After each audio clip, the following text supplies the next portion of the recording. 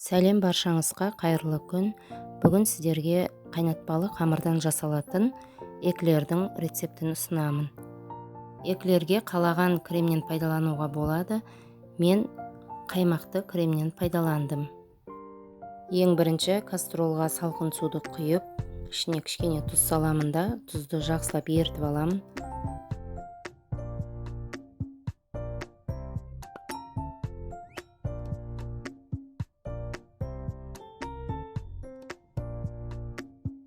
Одан кейін сармай және ванилинді салып, газды жағамын.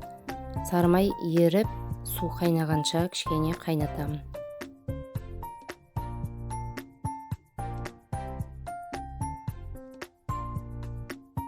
Жұмыртқаны осындай етіп екі ыдысқа салып дайындап алдым. Бұл жұмыртқаларды мен не үшін екі ыдысқа бөліп қойдым? Себебі қамырдың қою сұйықтығына қарай отырып жұмыртқаларды қосатын боламыз. Ыдыстағы осы бір жұмыртқаны қасықпенен араластырып қойдым. Себебі бұл бір жұмыртқаның да жартысын салуымыз мүмкін. Соның үшін алдын ала дайындап қойдым. Міне кастрөлдегі су да қайнады, ішіндегі сармай да еріген. Енді ұнды салып, жақсылап араластырып аламын.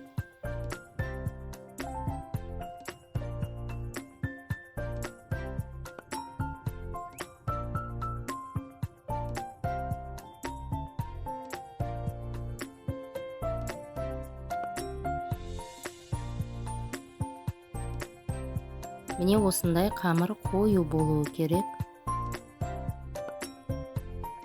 Дайын қамырды кішкене араластырып тұрам, себебі ол жылуы керек, жылығанын күтемін.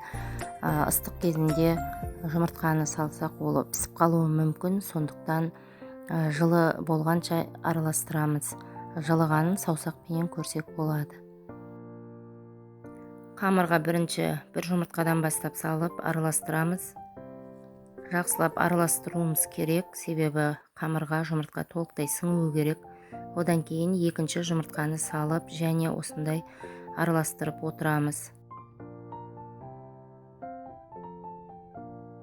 Жұмыртқаға 2 шай қасық қант салып алдым. Енді осыны қамырдың үстіне жартысын құйып араластырып көремін.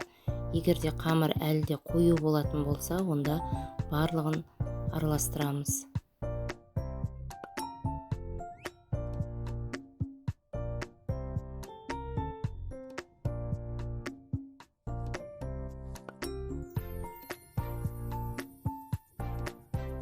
Қамыр дайын болды. Қасықпенен алған кезінде осылай қасықтан түспей созылып тұруы керек.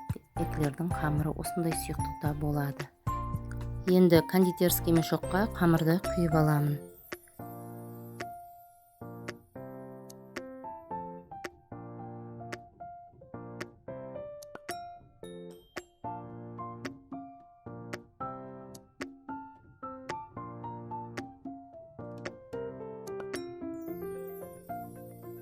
Алдын ала пешті 180 градуста қыздырып аламыз. Противеннің үстіне пергамент қағазды қойып, міне дәл осы формада құйып шығуға болады. Болмаса насадка менен пайдалануға да болады. Бірақ мен насадка пайдаланғаным жоқ.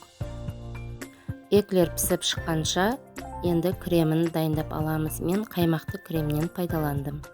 Енді қаймақ 20%-дық дүкеннің қаймағы. Енді оған қант ұлпасын салып, көп емес 2-3 минутта миксермен тоғып аламыз.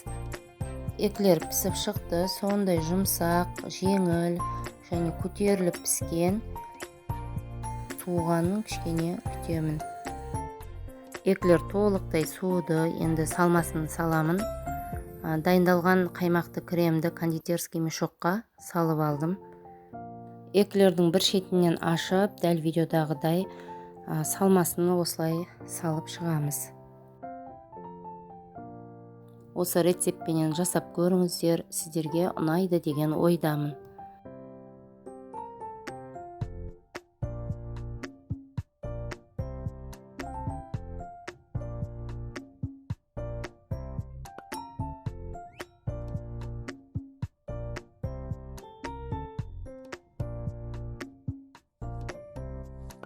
менімен болғандарыңызға рахмет. Менің арнама тіркеліп лайк басуды ұмытпаңыздар.